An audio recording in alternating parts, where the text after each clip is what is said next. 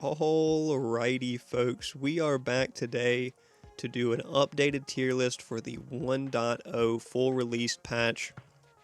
Got the new mic rocking, been playing with it for a couple days. Really like it, like the better normalization and equalization, so hopefully you guys are going to enjoy some better audio quality in the coming videos. We are here to do a tier list of all the heroes today. I have been playing on this patch for a little over a week now. I saw some content creators dropping tier list in the last couple days, and even some content creators dropping tier list like the day after 1.0 came out, so I don't know how they had enough time to really get a feel for the meta or whatever, or if they were just kind of making assumptions, but we have play tested it quite a bit. I've probably played a little less than 10 ranked games on the patch and probably near 50 standard matches on the patch, so we've got a good feel for the meta here, and I'm confident giving you guys my opinions on the hero tier list. I'm still queuing in the bottom of gold range. Haven't been playing too many ranked games. Like I said, I've been playing a lot of standard games with friends, kind of waiting for them to climb up the tiers a little bit before I push for a higher ranked elo. But here's how we've got the tier list broken down.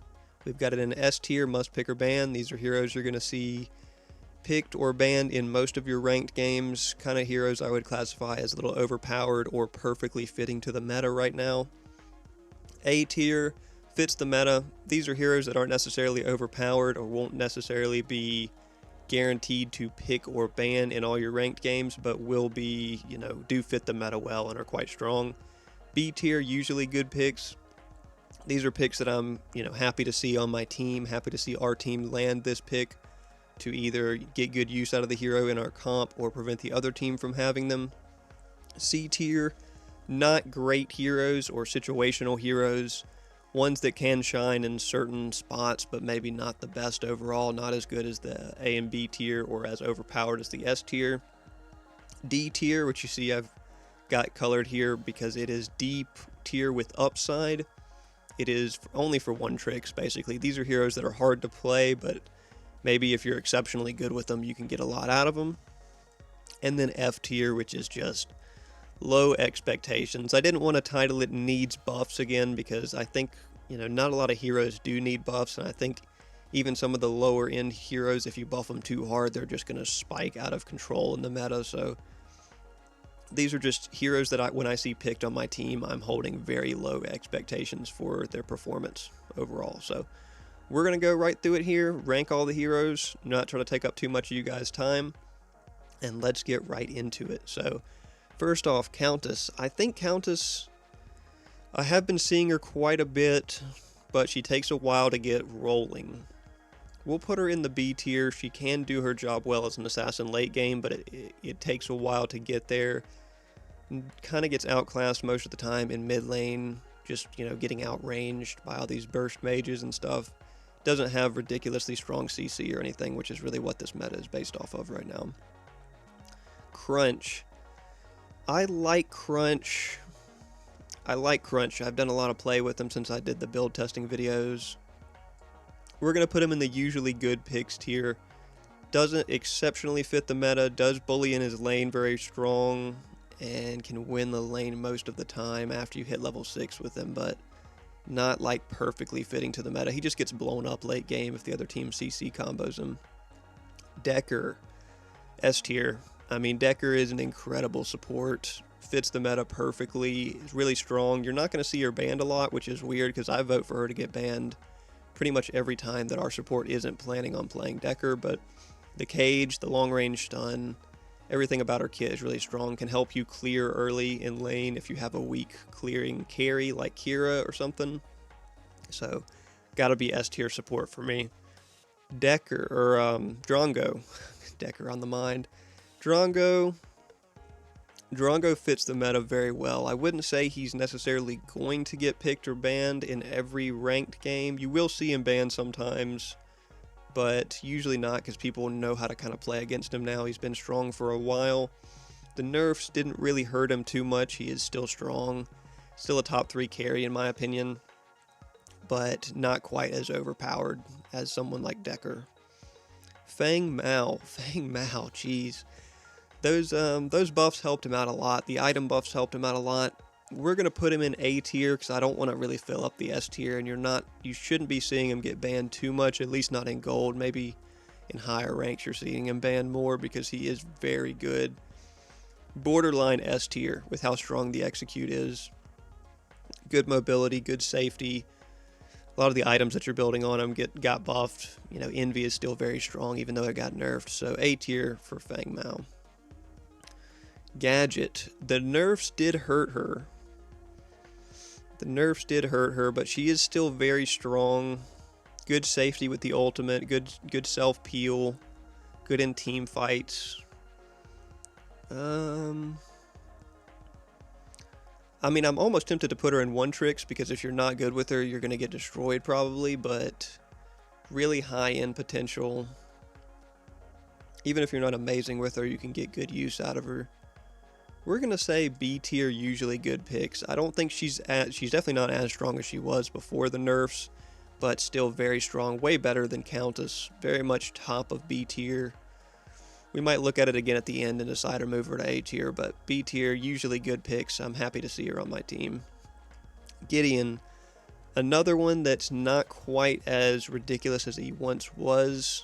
Still very strong, very safe to play in lane. Tempted to put him in A tier, but I don't think I can put him above Gadget, realistically.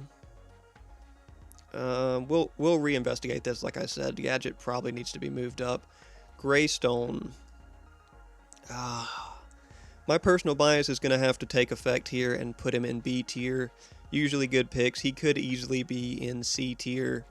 Not great / situational. Actually, he probably deserves to be in C tier. If you're good with Greystone and you're building damage on Greystone right now, he can be very strong, but his lack of CC means he doesn't really fit the meta perfectly. You kind of got to use him as either an unkillable frontliner or as a burst meleeer who's diving the back line and then hitting his ult like initiator. So not super strong in this meta, but I still like him. Very safe to play in lane. I mean, I want him to be B tier, but he just simply doesn't offer that much that's crazy right now. Grux. Again, people are not going to like this, but Grux is strong. Grux, I'll put him actually down in B tier. He is very strong, but he's really only strong because of how strong his early game is. He's really on par with Crunch, I feel like, most of the time, in that if you get him rolling and you get a lead, then it's hard to deal with a Grux, but if he gets behind, he can get really dominated. If you check out the recent Zinx post-game commentary video that I did, we had a Grux as our solo laner who got down early, got pressured early by the enemy team jungler, and he ended up basically contributing nothing to the team. But in situations where you get ahead with Grux early because his pre-level 6 is so strong, you can just start roaming and rolling people with him. But other than that, he's just okay. Still a menace to play against in lane. Absolutely a pain to play against in lane. I hate it. Howie. I like Howie a lot. The slow buff helped him. The ultimate's very safe. If you're good with Howie, you can do a lot with him. If you're bad with Howie, you should still be able to get a fair amount out of him. Good to build on with the Soulbinder buffs. I think he belongs in A tier right now. Just overall, we'll see what other mages end up there, but I think he's probably on par with Gadget. I think we're going to go ahead and move Gadget up there because these are heroes that I really do think fit the meta strongly right now, and I hold high expectations for when we land them on our team. Kalari, you know where she goes. Only for one tricks. Don't play Kalari unless you're good with her. You know, that brings up the question, how do I get good with her? I don't play her. Well, play her in standard, play her in low elo, practice with her. Practice clearing quickly with her because her clear is rough. But, you know, does do well. The buff to her ultimate early game isn't really that impactful. You kind of got to get ahead or like just play like a rat and assassinate people with her. That's, you know, that's the ordeal there. Can be very good, but not always, you know. Chimera. I think Chimera is definitely borderline A if he's not in A. Yeah, we got to put Chimera in A, just because of what he offers. He offers you things that a lot of other junglers aren't going to offer. Doesn't have an escape, but has multiple good build options, whether you're building big health and overlord build on him, or whether you're building full burst on him. You know, he gives you the ability to solo Fangtooths early. You know, can be a threat once he gets rolling. Has a better late game now with his cleanse, which if you're, you know, super high skill ceiling, if you're good with the cleanse and holding it for specific CCs, he can really like destroy you. I was playing Iggy the other day and had a Chimera that was perfectly cleansing my ults, which was insane. Like, you know, timing the ults to the second to cleanse out of them. So definitely got to be A tier. Fits the meta pretty decently right now. Just because of his ult CC, the fact that he can catch multiple people in that ult when he dives backline can give your team a big swing in a team fight. Kira, I think she is better now. She is better now. Tempted to put her in A tier. We'll put her borderlining A tier, top of B tier, because the ult still does nothing. Like, good hero overall, nice mobility in lane. Pretty safe to play with a good slow.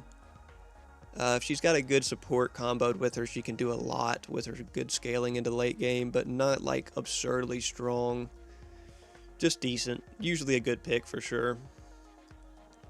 Oh gosh, here we go. Belica. Some people will say Belica is strong. Some people will say maybe she deserves to be in the one-trick category. I think right now I'm not really sure why you're playing her too much unless you're just practiced with her and good at landing her CC combos. Personally, I hold very low expectations when I see a Belica on my team. Like, the slow early game makes it hard. I guess she probably deserves not great / situational. I hold very low expectations for her, but I know other people have gotten good effects with her. I've seen her win lane a couple times in the mid lane. Just kind of an okay hero. If your team's lacking in CC, maybe a good hero to have at your mid laner slot, but your team shouldn't be lacking in CC at the support and like solo lane and jungle category. So situational, I think, at best, right? In my opinion. Some people think she's good. Morgesh, we're gonna put her in B tier. Usually good picks near the top of B tier here. She is very strong. She's stronger at lower ranks when people aren't able to deal with her, but at the end of the day, she doesn't have any sort of strong CC ability. She's just used to delete people. So, you know, if you want to delete people, you could just kind of play Howitzer and really pump out just as much damage. But decent mobility. I do like the mobility from her speed up, her run, or whatever it is. She can pass through people as well, but just not insane right now by any means. Still scary at low ranks, though, don't get me wrong. Murdoch. I have seen a lot of people playing Murdoch recently. He does feel very safe. He does feel very safe with the knockback from his shotgun. And if you're good with dropping his mines on people, you can kind of shut people down.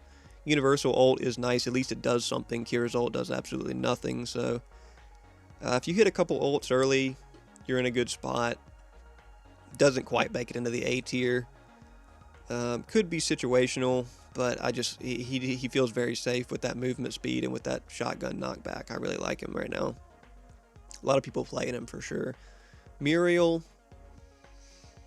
Muriel does give you great lane pressure. If Muriel's good with her ult, she can ult around and win team fights for your team. I'm going to say not great / situational. I don't think she really stacks up well versus Narbash and Zinx right now.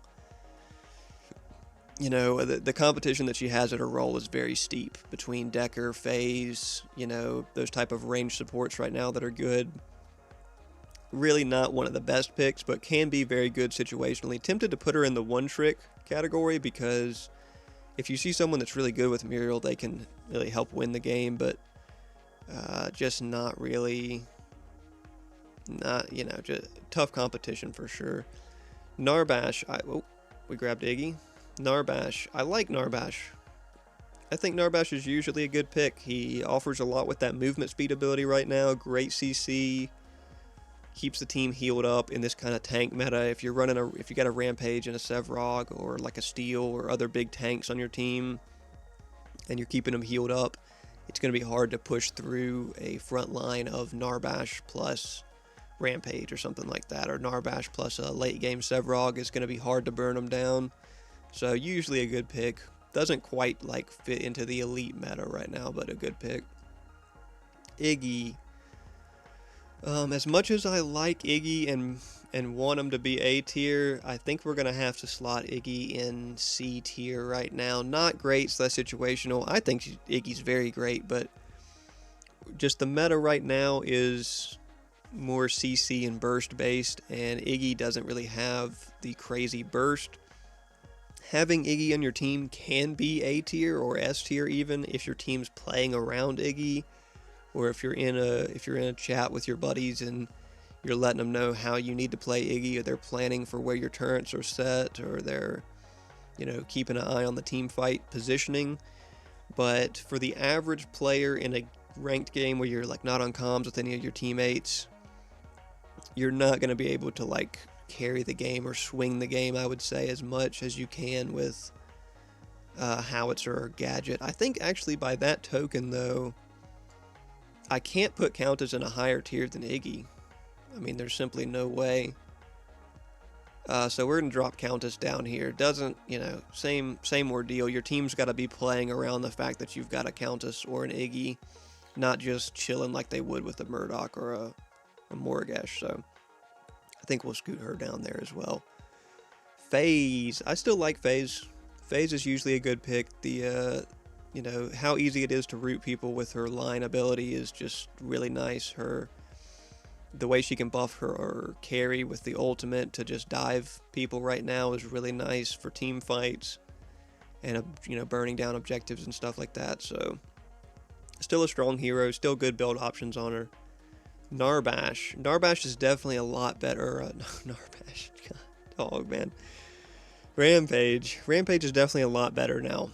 They helped him out a lot. I would put him A tier, but I think not a lot of people are very good at playing him right now or used to building on him.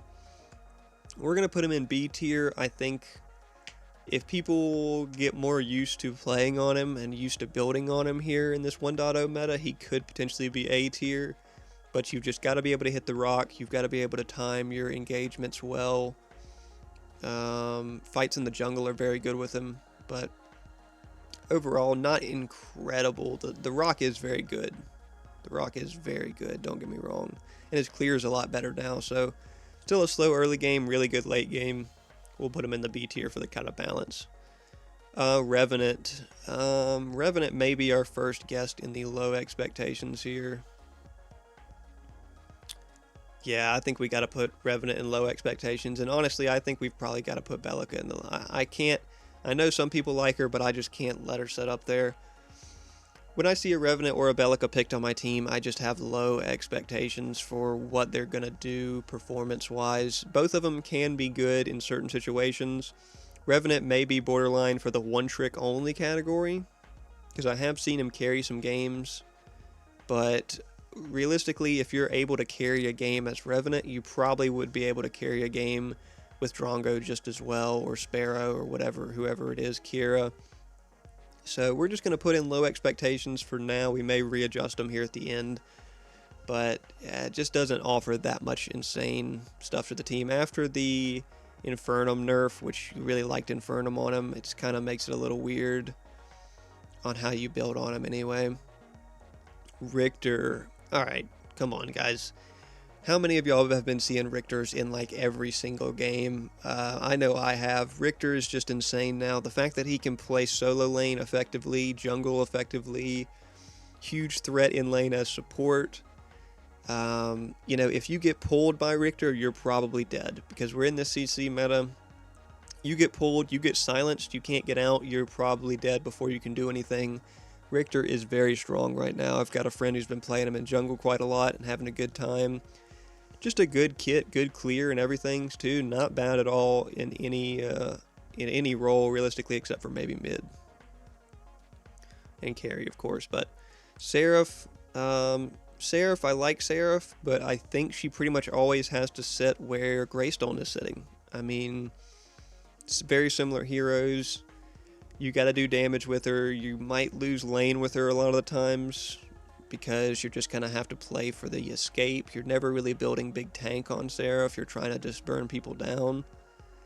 And most of the meta right now is based on having a big bulky solo laner and having good CC, which she doesn't really have elite CC. She just sticks to people very well. So we'll put her in the not great / situational tier because she can be good if you're good with her, but you're using her as like an assassin solo laner, and you'd much rather have Feng Mao as your like bursty solo laner pick over her. Or I would rather have Greystone too, but that's just because I'm not as practiced with Seraph. But Sevrog's good. Sevrog's good right now. He was actually kind of good before this patch. Didn't really get adjusted much. Some of the items that you're building on him did get adjusted. I think he's most fair to place with Rampage. But with that being said, both of them could be justifiable in the A tier. We'll slide them up to the top, to the very top of B tier. I think the problem with Sevrog is he's got a slow early game, and you got to stay on top of kind of stacking up his passive. But once you do, his late game presence is insane, kind of similar to Rampage in that way. Just massive tanks that are hard to take down if you build 5 or 6 health and armor items on them. I mean, realistically, I think Sevrog is kind of better than Rampage. I think Sevrog's good right now. I think he fits the meta of tankiness. I think he can win lane against a lot of matchups. You just got to play it slow at the beginning. The ult's good, the dash is good, the root is decent. Yeah, I think in this meta right now, Sevrog is quite good. A big step up from where he used to be. Still not really that playable in jungle unless you're just good with him or practiced with him. Better in solo lane, I would say. But still playable in jungle, for sure. Shinbi. Shinbi, we're going to put in the not great / situational. I do like Shinbi. She can win her matchup in solo lane just by not having to be in melee range of somebody like Grux. You know, she's my pick into Grux usually, because you can just kind of sit back, clear wave, not have to worry about it too much. And then late game, she'll be a nice presence, nice frontliner or whatnot. But no CC in her kit, just big damage and good mobility. So situational, if the rest of your team has a good CC comp, then you could use her as your frontliner / damage dealer, or you could play her in jungle to use her as kind of a burst jungler, but you'd probably rather have some other burst junglers right now than her, like maybe Seraph. Seraph and her would compete, you know, very closely in jungle, so, and Feng Mao's just going to be like kind of a better version of her unless you need her for magical damage. Steel. Steel is probably borderline right up here with Feng Mao as borderlining the S tier. Steel is very much in the meta right now. All of his abilities basically do CC. He wins lane in solo against most matchups. Some people like to play him in jungle, which is not bad. Very good in lane and support. Borderline S tier for sure. May scoot him up there at the end. Steel is very strong. Fits the tank and CC meta well. Easy to play too. Great value all game. Faye. I like Faye. Right now. I think A tier is where Faye needs to be. Good burst potential, good CC potential. Can win lane. Doesn't have any sort of mobility to stay safe in lane, so you've got to position well with her.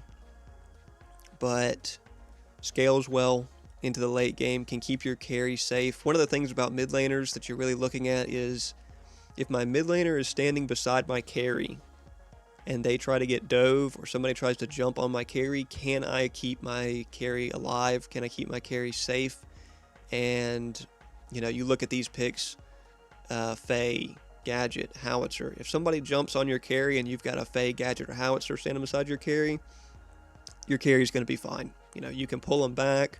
You can drop a dome on them. You can knock them back with your mine. you can put massive damage on them so that they have to either go down or get out. And so Faye fits into that meta tier right now of having good peel, having good burst damage, and able to, you know, keep up early game. So I like Faye a lot right now. Still a really high win rate. Twin Blast. I think we got to put Twin Blast in A tier, fits the meta, because he kind of offers the safety that Kira has with that little dash, and good poke with his grenades. But unlike Kira, he's got an ult that actually does something. You know, he's got an ult that can hit people from long range and finish them off. He deals good damage right now. You've got the option to go like attack speed, Sky Splitter build on him, which is a little bit better now, or at least it feels a little bit better now than it did kind of previous patch when everybody was just building all crit. Just a strong, safe carry to play in most situations. Very similar to where I would rank Kira, just a little bit more advantages just because the ult is a lot better than Kira's. Some people are saying he's the best carry right now. I think that's possible, but you gotta kind of have a little bit of practice with him. Zarus. Now, we've probably all seen some Zarus's carry. Tempted to put him in S tier here. I haven't been seeing him as much as I used to, I don't think. But he really... we'll put him in A tier. He does fit the meta very well. But he's... the nerfs that he got did affect him a little bit. The ult feels like it's very, you know, short on the time that it's up now, and with the cooldown being longer and everything. Still very good. I like playing him in support sometimes. He gets good value there. We'll put him up here. He's definitely closer to the top of A tier. A strong hero, no doubt. Just, you really don't see him banned that much, at least in gold. So we'll put him there. Sparrow. Sparrow's usually a good pick. I'll put her up here right next to Kira. Doesn't have mobility or CC that's very strong. I mean, I like the area slow that she has, but doesn't have... And the ult is really what lands her this high of a spot. Is, I mean, honestly, sometimes better than Kira, but the ult is just like a free 1v1 win, or sometimes 2v1 win, or team fight swinging ult. Very strong with the increased movement speed and range and everything. And can hit multiple targets. Just doesn't have a strong movement ability, which you kind of need to stay safe in this meta where CC is king. And other than that, she's pretty much a Twin Blast. If she had like Twin Blast's dash or Kira's dash, she would definitely be A or S tier. But that's what makes Sparrow Sparrow. You know, strong ult, no mobility. Wraith. Only for one tricks. Wraith is good in the right hands right now with his ridiculous damage output, but just not quite it for everybody. Hard to play for sure. Damage doesn't come on until pretty late in the match. But still viable. I mean, I think probably better than he's ever been, but just you got to be good with him to get the most out of him. Quang. I think we're putting Quang in S tier.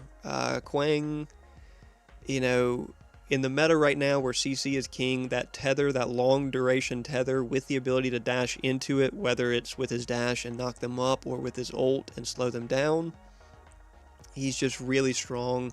Wins lane against almost any matchup. One of the very few heroes that wins lane against almost any matchup in solo. Good shield in this meta where people are getting bursted hard. That shield can keep him alive. Good mobility. I mean, kind of a better Shinbi in a lot of ways. Like a Shinbi with CC, I should say.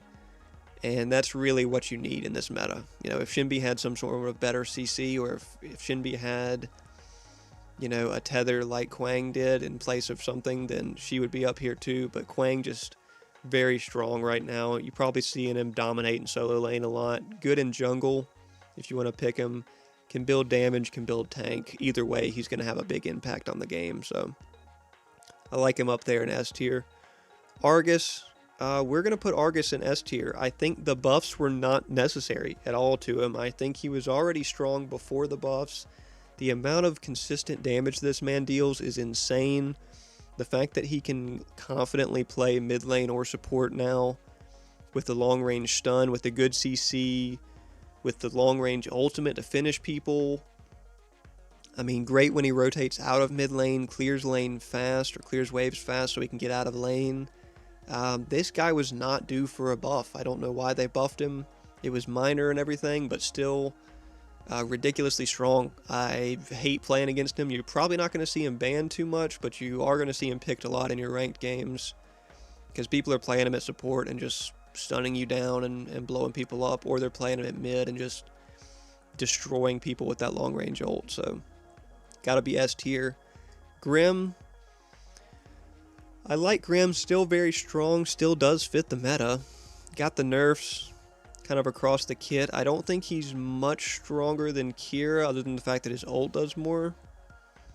But I think we gotta put him in A tier. Just the nature of his kit means that once you're practiced with him, and if you're hitting every auto, it's hard to get away from him with that slowdown on the assault mode.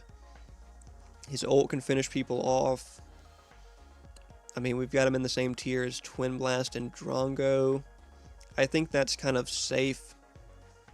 Is he really better than Sparrow? He's kind of just slightly better than Sparrow and Kira, I think. Just very slightly. I would still take him over them just because of the diversity that he has. People that are good with hitting his shield and avoiding CC right now are really what secures him such a high spot, because the CC meta is so strong.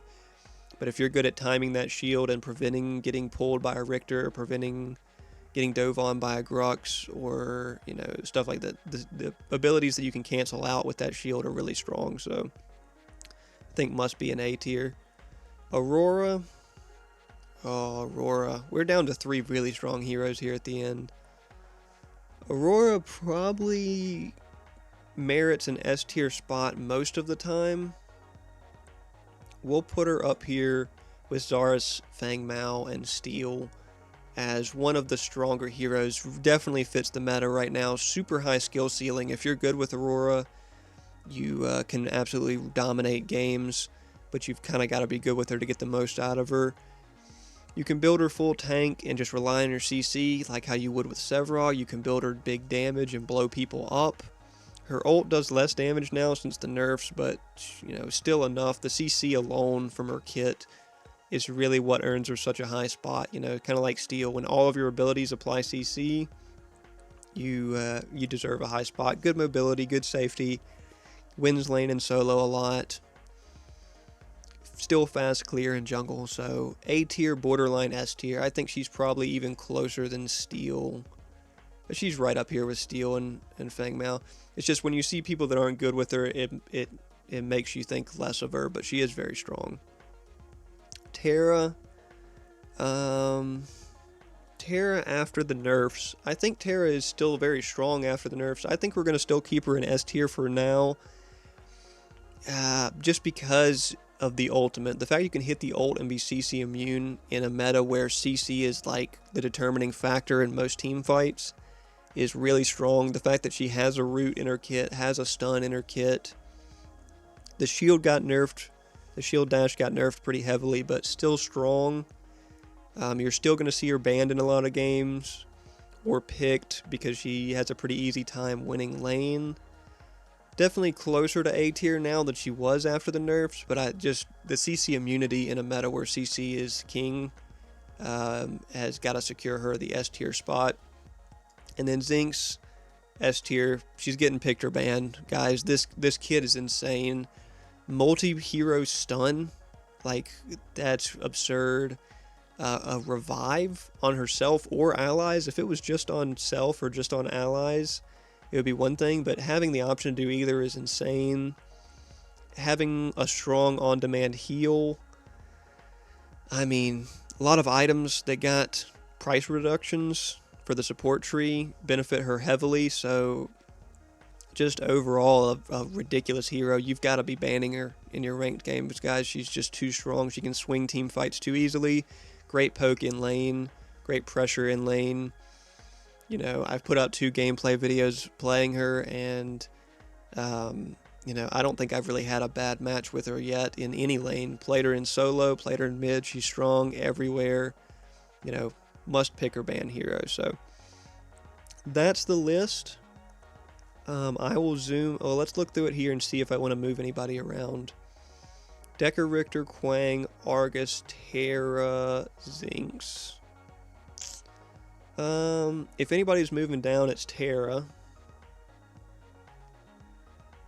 Yeah, I think I'm going to move Terra down just because of her competition. You know, looking at Aurora being an A tier, I think I can't really put Terra above Aurora. I think they're very much on par heroes, but Aurora's ult being CC immune is very strong, or Terra's ult being CC immune is very strong, but Aurora's ult is strong too, hitting multiple people with hard CC.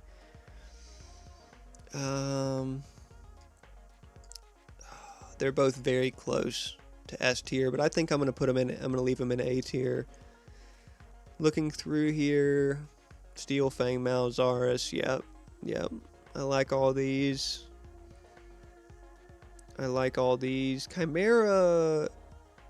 Chimera still has a hard time. The only thing that earns him the definite A tier spot, I guess for me, or else I would move him to B, is his early game strength is just so strong. Like his early game ability to solo Fang, you know, his level 2 ganks and all that are so strong that he can kind of help your team snowball early, which you may need if you've got a kind of a later game comp. Everywhere else, other than jungle, you will like that early game comp Chimera to keep you rolling. Faye, yeah, I like all these. I like this A tier. Usually good picks, yep. Rampage, Sparrow, Morgesh. Yeah, I think I like this. Grux may justify an A tier pick most of the time, but if that's the case, Crunch would have to as well. Narbash is quite good. He can be an A tier in a lot of situations, but kind of have to have a good comp to support him with some nice tanks. Phase, yeah, I like that. Not great situational. Yeah, I think that's pretty straightforward. I like all those. One tricks and low expectations, yep. I think this is good. I mean, you could make an argument for Revenant or Bellica to be in the one tricks only category, but just low expectations, hard to really get the most out of them unless you're exceptionally good. So that's the full tier list. Let me know where you would move some people around. We may do an updated tier list of this in a couple weeks when we've played even more games and we've listened to some feedback, watched some other content creators tier list videos. We may do an update to this like we did on the last patch and move some of these heroes around, but I'll zoom out here and place this full tier list in view so you can see all of it at once nice and clearly. And yeah, just let me know what I got wrong, where you would move some heroes around. You know, like I always say, please comment that Grux is, you know, F tier, low expectations, and that you beat him every time.